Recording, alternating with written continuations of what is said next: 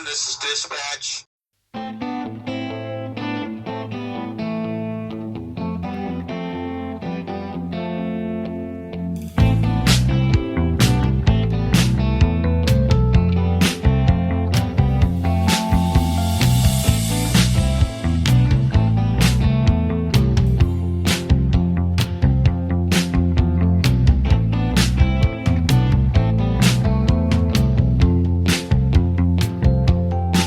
What's going on YouTube?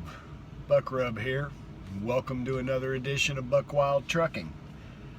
I am coming to you from the Maverick terminal at Burnett, Texas, where I am waiting to pick up my load.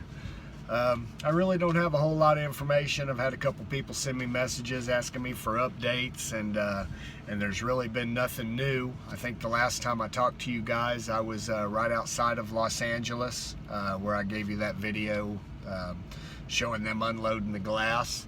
But I've made some pretty good, been doing some pretty good miles. From LA, I went up to Fresno, or just south of Fresno, and picked up a load that was to go to Georgia, but that was going to get right into my home time, so I needed to get home to help my wife do some Christmas shopping. She didn't want to do it all by herself. Well, although she's been a trooper, she has done the majority of it by herself, with me being gone all the time. But I ended up dropping that load back off here at Wichita Falls, and went home for the weekend.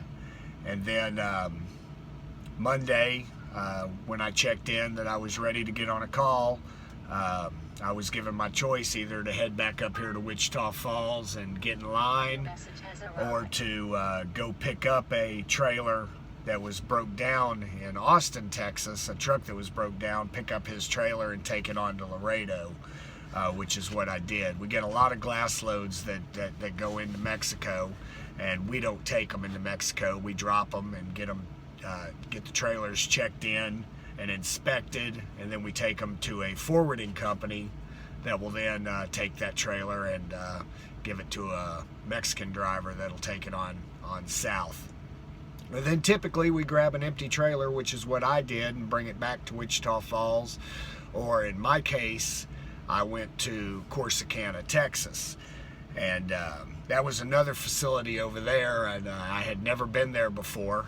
It operates a lot different than it does over at this one in Wichita Falls, and it was kind of a complicated load. I had one set of glass that went on my front A-frames, but then I had smaller glass and then cases that needed to be put on the back of the trailer. So what I ended up doing was putting the glass stoses over on the passenger side, and then I put 3 of the cased glass over on the driver's side of the rear A-frame.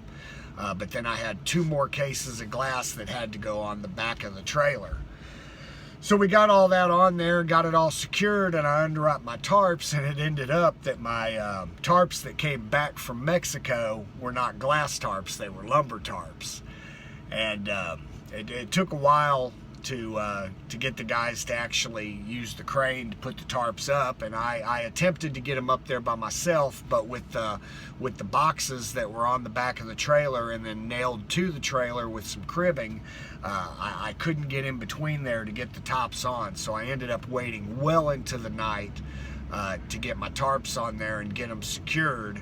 And then finally at about 5:30 in the morning, I was just beat. I had to go to bed, so I went to sleep until morning, and then my buddy Jacob came by the next morning and helped me secure the last boxes on the back. It was a very frustrating day for me, something I should have figured out for myself, but with being tired and being frustrated, I just didn't get it done. But now I know, and it'll be easier next time.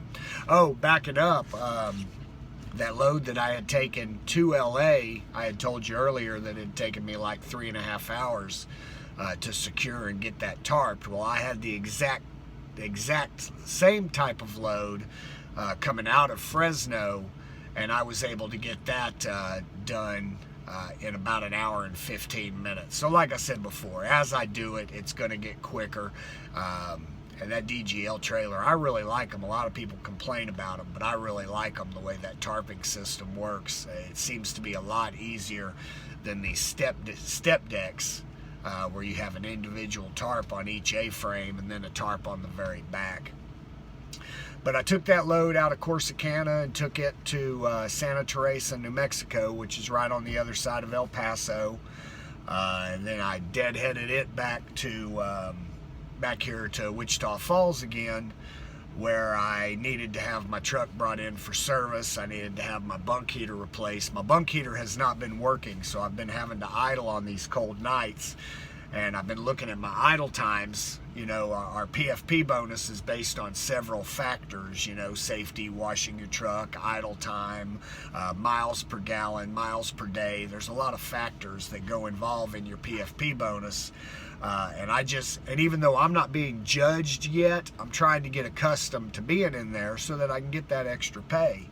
And I've been getting a lot of idle time, and I've been having trouble getting my truck in to get it fixed. Well, when I got in yesterday, they got it right in, got my bunk heater fixed, did my PM on my truck, and got it out about 5:30 last night.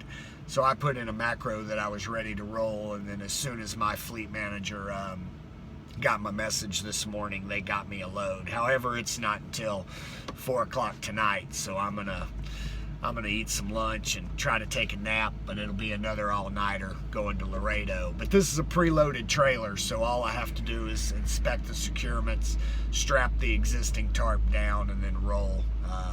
So it should be nice. And then I suspect, I don't know for sure, but I suspect that they will probably send me home from Laredo for Christmas. And that's what I'll do. I still intend on getting you some video as I look in these plants. More and more of them say that I can do some video, and I have done some, but I haven't been real happy with what's come out. So I have some ideas on how to get some video in these plants that will allow me to do it, and get something on here so you can see a little more what it's like getting this stuff on the trailer and getting it secured.